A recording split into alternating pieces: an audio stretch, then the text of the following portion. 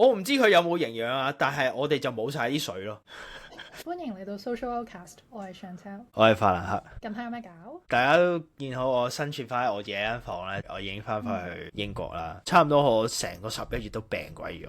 咁所以我哋都冇錄 main 咯。如果大家有留意嘅話咧，其實有幾條 shot 咧，我喺香港拍嘅時候咧，我係好病，我唔知你哋睇唔睇得出。你面青口唇白嘅咯，好似就死咁。同埋大家會聽到佢把聲係好沙㗎。係啊，爛聲啊，咳咗好耐。最慘係上飛機都要咳，好在隔離啲乘客冇嫌棄我亦都盡量忍住唔咳咯。不過都好難嘅。其實忍住唔咳都好辛苦。瞓着咗就好似冇咳得咁犀利。不過係咯，唔覺又已經準備進入聖誕啦。如果大家睇到呢個主題都知道，我哋今日係想講黐 L 線室友啦。呢個題目呢係啟發自我啱啱一個終於搬走咗嘅黐 L 線室友。我真係恭喜你。我先同同事喺度講，人生咧有幾樣嘢咧一定要揾得啱。第一樣就係工啦，第二樣就係伴侶啦，朋友都可以係嘅。但係如果你未有錢可以自己買到樓嘅話咧，一個好室友咧都係非常之重要。咁請問你嘅 flatmate 係有幾咁嚴峻呢？好嚴峻啊！首先咧，我插句嘢先，就係你 send 俾我嗰張相咧，我真係未見過有一個人可以喺間屋度咁污糟咯，係好恐怖啊！我已經喺外國生活咗好幾年㗎啦，唔係近1-2年嘅事，已經有好多 share house 嘅經驗。我呢個室友絕對係唔使盲選都係 top one。我擺翻張相啦，我係未見過一個室友可以污糟到咁樣樣。我哋成日都會笑啦，話啲鬼佬其實好污糟啦。我覺得呢位室友係堪比鬼佬咯，衰過啲鬼佬好幾倍。我特登喺佢搬走之前咧偷影咗佢間房。其實如果你唔同我講咧，我會以為嗰位係公廁咯，嗰種濕立立同埋啲嘢亂七八糟嘅情況係好似公廁啊。講下背景先啦，呢個女仔呢係強大國家嘅子民嚟嘅，佢係讀完大學啦，其實佢已經 plan 咗回國噶啦。咁但係佢喺讀完書同埋返國家之前呢，佢有一段期間啦，咁佢就揾一個可以短租嘅地方就住咗嚟我哋嗰度。總共住咗幾耐？你冇可能想象到，佢只係住咗個幾兩個月㗎咋，已經俾佢搞成咁樣啦。因為我咁啱佢搬咗入嚟之後，可能大概我同佢生活咗1-2個禮拜啦，咁我就返咗香港成個月。哇！我室友差唔多日日都喺度投訴，我住得好崩潰啊！你見到張相，佢個房係亂到床上面有嘢啦，床嘅下面有嘢啦，佢間房嘅地下又有嘢啦。我係冇諗過一個人，佢仲係女仔嚟嘅，我係冇諗過搞到間房咁亂咯。其實呢，我哋係好乾淨，所有公共嘅空間呢，佢都係搞到好污糟。用錢解決到問題就唔係問題啦。咁我哋每2個禮拜呢，就已經請啲姐姐嚟清潔，清3個鐘，每個人間房又清啊，所有公共空間都清啊。清完之後呢，我諗過大概1個鐘啦，跟住嗰啲公共空間呢，又會污糟翻咯。1個鐘都可以係啊，佢用廁所又用得好污糟啊，跟住佢煮嘢食嗰啲爐頭啊嗰啲又係好污糟咯，用到。係咪煮完又唔抹嗰種啊？係啊，跟住譬如佢用嗰啲紙巾啊，跟住呢度一嚿啊，嗰度一嚿啊嗰啲咯。我仲有好多好崩潰嘅室友同埋呢個 share house 經歷，我可以慢慢分享。係咁多年，即係同埋你間唔時會搬下咁樣。係啊，唔同嘅人咯。太多啦，我可以揾一集講 TL 線房東咯。咁我想問 Chantel， 你有冇啲咩可以分享下？我自己喺德國嘅時候都係同人 share flat 嘅，咁我有遇過好嘅同埋唔好嘅 flatmate 啦。我喺個 city 嗰度讀書，咁學校就安排咗嗰啲全部都係一齊上堂嘅學生就住喺嗰啲 house 啦。咁嗰間 house 咧就係4間房嘅。咁一開頭咧有一間房係吉咗嘅，咁3個人住分別係我啦、一個英國人啦同埋一個希臘人，咁3個都係女仔嚟嘅，咁大家一直都係相安無事，相處得非常之好。有時可能會 share 一啲嘢食啦，可能喺超級市場買咗啲麵包，我就冇所謂啦，大家一齊食啦。咁廁紙我哋都係 share 嘅，唔會計住大家用幾多廁紙嘅，每個人輪住記得就買，都冇乜所謂。就算係可能其中1-2個人買得多啲都冇所謂。本身咧成間屋都好乾淨嘅，直至到有一個 flatmate入咗嚟啦，就係第4間房嗰個人啦。咁佢就係一個尼日利亞嘅 master student，咁嗰陣時我哋係 bachelor 嘅，咁所以咧佢就大過我哋嘅。我哋冇問佢幾多歲嘅，但係我估佢當時候其實已經可能30幾接近40嘅。另外我想講德國嘅廁紙咧，我唔知其他國家啦，就係有分靚廁紙同埋環保廁紙嘅。咁我哋一直咧都係用緊靚廁紙嘅。我唔知你有冇見到呢啲嘢？我唔知咩叫靚廁紙環保廁紙。哦，靚廁紙就係平時用嗰啲啦，就係白色係嘅。但係環保廁紙就係嗰啲。好鞋嗰啲。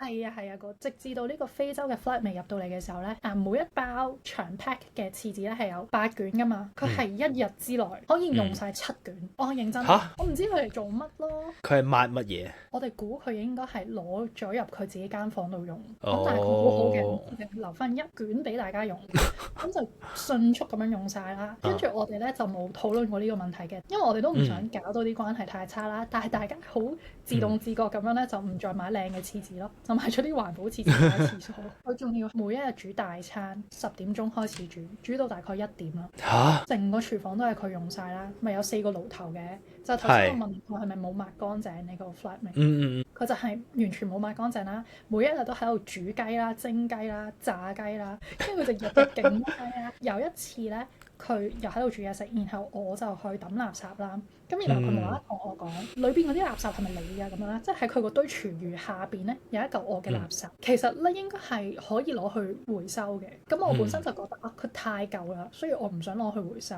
咁跟住佢就問下邊呢嚿嘢係咪你嘅？你呢嚿嘢應該攞去回收喎。然後佢叫我執翻起上嚟，跟住我心諗你抌晒啲嘢之後先至叫我執翻上嚟，點解你唔一早同我講你執翻上嚟，或者係佢自己執翻上嚟先，跟住再話俾我聽要回收咁樣咯？即係搞到全個廚房都係烏煙瘴氣。重點係頭先我講係全女噶嘛呢個 flat，我又話佢年紀大啲噶嘛，佢帶埋佢老公嚟一齊住。我直至到有一日無啦啦沖完涼之後行出嚟，點解有個男人喺度嘅？佢完全冇介紹過咯，因為其他我哋3個其實係如果有 friend 嚟嘅話咧，我哋都會講一聲嘅，唔想尊重。係咯，即係尊重咯，但係佢零尊。OK。咁我想問最後點樣解決啊？最後冇解決啊！最後要被逼同佢住到完 contract。我好彩咧，就係我淨係住喺嗰度1個 semester，around 4個月度啦。咁所以咧，我同佢真係住嘅話，可能係2-3個，應該可能3個月咁上下。OK。之後我就搬走咗啦，所以就冇事。咁但係後續，咁你仲有冇同你本身嗰啲housemate 聯絡，跟住有冇講後續發展？呢個冇問過喎，一直都希臘嗰個 flatmate 咧，佢去咗倫敦嘅，跟住我話如果我去倫敦嘅話，我會揾佢。講開煮嘢食咧，我頭先咪話今年即係室友嚟講就係好差嘅一個年啦，就係因為我哋今年已經同一間房已經換咗3個室友，咁呢3個室友咧就有2個都係黐黐地線，係非常之痛苦嘅一年咯。就係要你知道你同人住，即係你要遷就人嘅生活習慣同埋起居呢啲。當你遷就咗一個嘅時候，跟住又無啦啦有個新嘅，跟住又要遷就。啱啱我就投訴完一個好污糟嘅室友啦。我想講一個我懷疑佢有少少 OCD 嘅室友，反而係好乾淨嘅，唔係好乾淨，即係自私式嘅 OCD。佢淨係令到自己乾淨，其他嘢就唔乾淨。OK。咁我不如改個名啦，呢個室友叫阿 A 啦，女仔嚟嘅，嚟自灣灣。咁你知道台灣都有好多人嚟 working holiday 啦，就呢個佢哋叫做打工度假，唔係叫做工作假期。我覺得佢有少少 OCD 嘅，有2樣嘢我覺得好頂唔順。第一就係你有冇見過人洗菜洗1個鐘啊？1個鐘洗菜？洗菜洗1個鐘。雖然我哋有廚神啫，大家可以 refer 翻我哋之前嗰啲 shot 啦，但係我知道洗菜唔使1個鐘咯。我講1個鐘可能我有少少 exaggerate 嘅，咁但係我想問你洗菜會唔會用牙刷啊？唔會。嗱，我洗菜咧，有一次佢係白菜啦，咁我就啷一次，咁就倒咗啲水去啦，跟住就捽下啲污糟泥啊嗰啲。係啊。放落去又浸一陣，即係可能幾分鐘咁樣啦，最多幾分鐘啦，跟住就攞上嚟咯。A 呢位室友咧嘅厲害之處咧就係點解話佢 OCD 咧？就係佢每一嚿蔬菜或者每一個番茄，佢都要攞牙刷擦乾淨。咁佢冇晒營養噶咯喎！我唔知佢有冇營養啊，但係我哋就冇晒啲水咯。我哋同埋俾好多水費咯。真係因為呢個人所以水費多咗，係咪？我係啊，邊個教佢話要用牙刷刷㗎？黐線㗎！我都未見過人用牙刷刷番茄、刷瓜，總之佢所有嘅蔬菜啊都要弄水啦，跟住啲水就一路流住啦，跟住又攞一個running water，跟住就用佢嘅牙刷，就專刷菜嘅牙刷，就每一嚿喺度刷。幾好笑喎，其實係啊，每一嚿就係你見住佢咧一絲不苟就攞咗番茄仔，跟住喺度刷。我想問一個問題，唔知你答唔答到？如果佢食 broccoli 咁點算咧？未見過佢食 broccoli，可能係因為咁樣，所以佢唔食啊。唔出奇。番茄嗰啲係可以，佢個表面好 smooth 就可以刷。係啊，佢最多係要刷個丁。你遇到啲人都好奇葩喎，大佬。好鉗咁，同埋咧，佢又係同你嗰個非洲室友一樣，佢又係煮飯煮好耐，因為佢每個蔬菜要刷啦，咁刷完先切啦，咁切完先煮啦，所以佢就喺個廚房係 spend 好多時間。好慶幸地，我哋係有洗碗碟機，係啦，起碼佢唔使再霸住個星盤洗碗。我驚佢洗碗都有排洗啊！但係個問題就係我啱啱所講，佢 OCD 係佢 OCD 自己啫嘛，佢唔 care 你噶。除此之外咧，呢個女仔咧沖涼咧，差唔多每日都要沖1個鐘，皮都甩啦。我所知有一個原因咧，就係洗佢嘅內衣都係喺廁所洗嘅。我都明白嘅，咁但係你都要留意下身邊，唔會喺晏晝大家都要用廁所嘅時候走去沖涼洗內衣噶嘛。總之佢係有時沖1個鐘啦，有時沖個幾鐘，霸住晒個廁所咯，唔理人感受咯。咁所以啲水費咪好貴咯。就係我嚟洗衫褲啦、沖涼啦，同埋拆蔬菜。我唔想一竹篙打一船啊！即係如果有台灣留過學嘅朋友，可唔可以話俾我聽，其實台灣人洗菜係咪全部都係攞牙刷刷？Oh my god！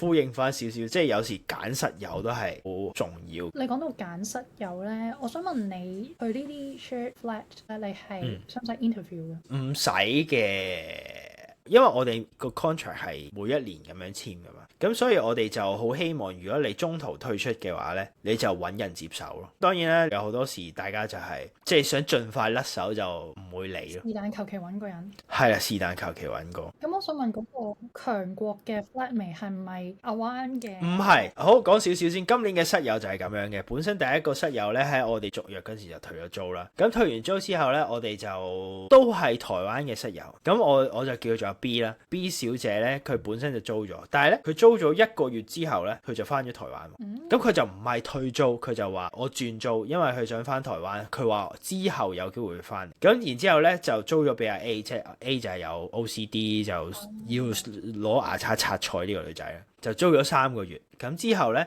阿 B 就話翻嚟。咁但係呢，阿 B 一翻嚟呢，就決定唔長住喎，因為原來佢發現佢自己係唔中意英國呢個地方。Okay. 咁佢咧喺呢度就留咗，我諗大概2-3個禮拜啦。咁佢就話我想去個旅行，跟住收拾埋啲嘢，咁我就打包翻台灣啦。當然啦，維護翻我哋嘅原則啦。如果你想早退租嘅話咧，咁就唔該幫手揾個人頂咗你個房。咁最後咧就揾咗呢位極度瀨啡中國嘅室友。呢一年嘅 flatmate 咁奇葩嘅 flatmate 之後，你會唔會下次都唔想揾呢啲國家嘅 flatmate 咧？我始終覺得咧，同翻自己國家同地區嘅人一齊住咧係好啲嘅。嗱，同唔同聲同氣就冇所謂啦。即係譬如好似我咁，我一開始翻嚟都唔係同香港人一齊住，咁但係同香港人住翻嘅話，就大概會知道大家嘅起居習慣啊之類咯。其實咧，反而我除咗喺香港住 hall 係同香港嘅女仔一齊住之外咧，其實我全部其他都係非亞洲人咯。咁但係幸好除咗個非洲嘅 flatmate 之外，其他都係好正常嘅人咯，都係乾淨嘅人咯。我就冇乜所謂咯。我咁樣講，我其實覺得同咩國籍嘅人住都係冇乜所謂，但係真係最緊要係乾淨。你同人 share house，你唔係你自己住喎，你自己住一個地方，我理得你啲衫劈喺 sofa，成地都係嘢。成地都係垃圾，即係2-3個禮拜先抌一次垃圾，我理鬼你咩？咁但係你而家唔係啊嘛，你同人 share，真係要互相遷就咯。譬如可能你煮嘢食啊、沖涼，即係你會霸住一間房嘅時候，係應該要 consider 其他人用唔用咯。即係你呢個真一個 toilet 喎。係啊，其實我哋間屋好少人嘅咋，我哋得3個人 share，都搞到咁。所以真係會好嬲。咁我想問你嗰個非洲室友，你有冇同佢正面交鋒啊？即係哇，點解你咁污糟啊？哇，點解你呢樣嗰樣？我冇啊，最主要其實就係唔想同佢有任何衝突，因為我其他兩個 flatmate 其實佢哋都冇出聲啦，咁我都冇出聲，係我避咗佢咯。但係佢喺廚房嘅時候，我就盡量唔去廚房。譬如佢10點至1點鐘咧，就喺度煮大餐啊，跟住佢講傾偈傾超大聲啦，開晒 speaker，然後勁大聲講嘢。我 kind of 係最慘嗰個，因為我係住得最近廚房嘅，廚房就喺我嗰邊，其餘嗰3間房咧都喺嗰邊嘅，即係另一邊，咁所以就可能冇咁騷擾咯。但係我想問佢嚟德國係讀書，讀 master，又帶埋我老公。係啊，靚唔正啊！但係佢老公係長期住喺佢嗰間房。我估唔係，我唔係成日都見到佢，但係咧有幾次就見到佢，我就覺得好 shocking。點解有個男人喺屋企？係啊，所以咧揀室友其實緊要嘅，真係太難定。我都冇試過正面交鋒嘅。但係有時真係要直接屌柒佢咯。係啊，真係有啲人呢，你唔指住佢塊面嚟鬧佢係唔明白嘅。我有時啲人呢，可能有時真係俾屋企人寵得太犀利，佢嘅父母可能太包容，即係細個成日將啲食物嗰啲包裝紙抌咗喺個台度，跟住就有工人姐姐幫佢執，就你從來都唔覺有問題。到咗你出嚟社會嘅時候呢，你就發現原來唔係㗎，你冇咗個工人㗎啦，你冇阿爸阿媽幫你執臭味㗎啦嘅時候，你先至會發現原來係咁㗎咁樣。我相信你遇到嗰兩個都唔係咯，唔係咯，係啊，尤其是咧工作假期嗰個台灣人咧，我真係覺得佢應該係從小到大都係俾屋企人唔係縱嘅，照顧得無微不至啊。公主。係啊，非常之公主啊！即係佢又唔會覺得斟完個水壺又要補翻啲水落去啊！即係好多呢啲生活細節就係佢唔會覺得有問題。即係我霸咗個廁所1個鐘，亦都唔會覺得有問題啊！因為屋企人從來都冇出過聲咁樣。我想講咧，頭先你話揀 flatmate 啦，咁我唔係話我淨係住喺嗰間屋度1個 semester， 跟住我就搬走咗嘅。咁我就揾其他屋啦，其中一間屋咧就係喺嗰個 town 嘅 centre，咁所以咧佢應該都好多人想要嗰間房嘅。咁嗰間房咧就係2個德國人住嘅，咁其中一個就佢去 working holiday，咁所以佢就俾人濕嚟嗰間房啦。咁德國人想離開德國去第二度 working holiday？ 係啦，冇錯。趁佢哋2個都仲喺德國嘅時候，即係佢未離開德國嘅時候咧，咁我有 interview 嘅。我唔知其他國家興唔興嘅，但係德國咧就好興去 interview 嘅，即係 show 俾你睇間屋係點樣，同埋佢想知道你係咩人。咁我都想知佢係咩人啦。咁跟住，因為佢哋2個係德國人嚟嘅，男仔嚟嘅。我估嗰2個男仔點解揀我咧？係因為我似係正常人啩，即係咁講。同埋佢咧有問我嘅，佢話你係香港人，你係咪真係香港人？跟住我就問佢點解你咁問？跟住佢就話有好多扮香港嘅人。我係第一次知道原來有人扮香港人嘅，嗰陣時我先知。係大把，我就好似好戇居咁樣話嚇，有人咁樣嘅咩咁？咁所以我估佢哋係覺得香港人係正常嘅，同埋見完我之後覺得係正常就租咗俾我。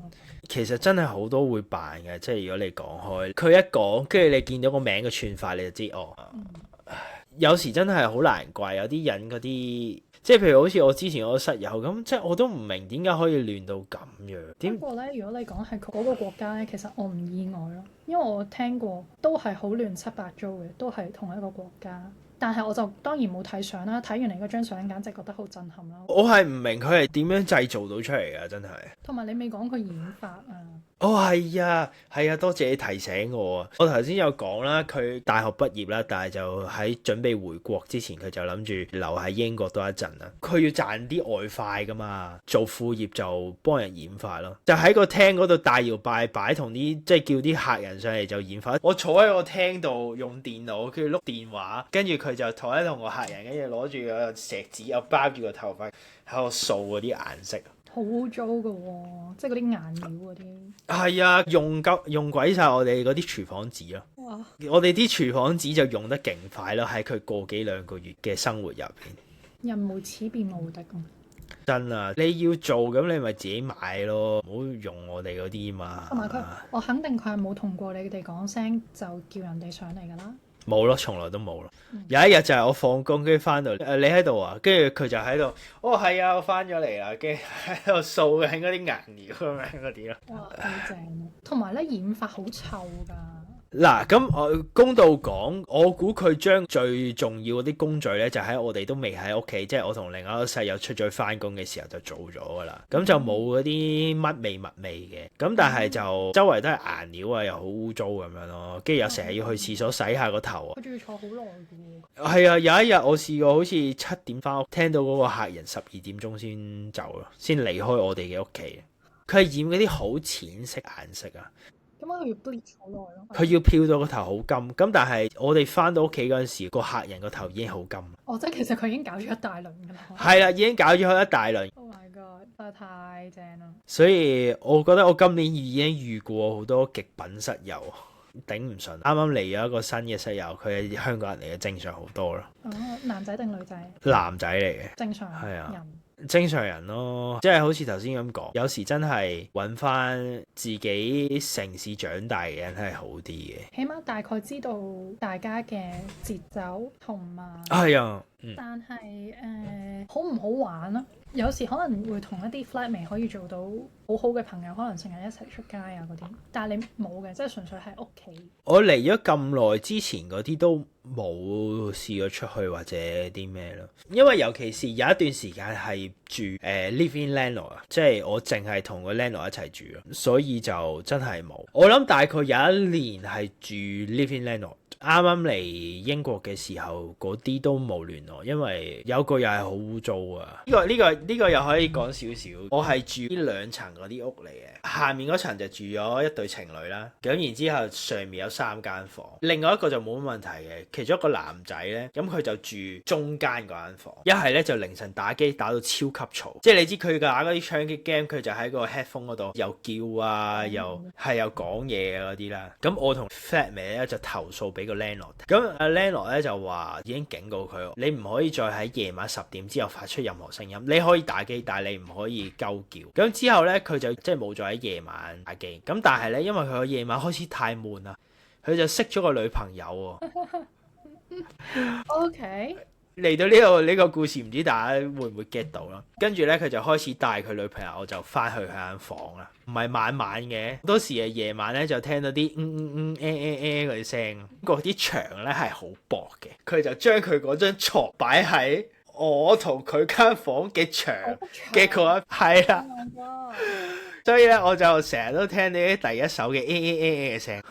呢個咧，我想加插一句就係你有眼水標咗出，唔係我嘅，係我個 friend flatmate 就同你一模一樣。咁咧我就有個女仔嘅同學咧，就租咗一間屋啦。咁佢本身隔離嗰間房咧吉嘅，咁然後咧有一個同我哋關係唔係幾好嘅男同學咧，去咗探佢啦，然後發覺咦你隔離吉嘅喎，我而家揾緊屋喎，直接就去揾個 landlord，跟住就租咗嗰間屋啦。咁然後咧個女同學咧同我哋講話救命，佢就係帶咗個俄妹翻嚟喺度，好似你咁樣咯。跟住仲要係幅牆係超薄嘅。同埋佢哋個門咧都唔係真係門嚟嘅，係好容易聽到所有聲咯。跟住佢就同我哋講救命啦，每一晚都好似喺度直播緊咁樣咯。跟住我哋就話哇，你真係引狼入室啊！但係我想講同 landlord 投訴呢樣係其中一樣嘢啦。呢間屋咧係我初初嚟倫敦嘅時候租嘅，但係令到我真係最忍受唔到咧，並唔係佢哋呢啲聲，係佢哋嗌交。佢哋今日就可以喺度啦，跟住第二日就可以有嗌交。好晏晝喺度嗌交啦，跟住夜晚就喺度咯。你明唔明嗰種痛苦啊？就係我每日就好似喺度聽呢個收音機廣播劇咁樣。首先咧就係佢屈蛇先嘅，呢個 landlord 咧係唔知道佢屈蛇。咁就直情係長住喺呢間屋，直到有一日咧，我哋發現，咦，點解夜晚都仲有女聲？跟住朝頭早起身又見到佢，跟住我哋先同 landlord 投訴，跟住佢先至再收多佢一份錢，加佢房租。咁而家到佢名正言順咁住入嚟啦，咁就出現咗呢啲晏晝嗌交，夜晚就或者夜晚佢哋咧差唔多真係350時就嗌交。我有一晚咧係嬲到咧，佢哋喺嗌交，跟住我攞錄音，跟住我黐住個牆錄俾 landlord 睇，你睇下佢哋又嗌交啦，個 landlord 即刻唔知打電話俾呢個男仔同佢講，唔該你即刻踢條女走，我唔會俾你再喺度咁，你影響緊周圍嘅人。咁但係你 landlord 都算係咁喎，即係佢肯做啲嘢咯。我哋係 constantly 投訴啊，可能都有啲 dodgy 嘅。咁一開始嘅時候咧，佢就唔願意銀行轉賬，佢就只係願意收現金。每次嚟收現金咧，我就同佢哋投訴，喂，一開始呢個男仔打機好嘈。跟住好啦，到佢撳咗去打機之後咧，佢就帶條女翻嚟住，喺度製造噪音。跟住最後就我真係頂唔順啦，我就錄音俾佢聽咯，咁佢先至真係肯踢佢走咯。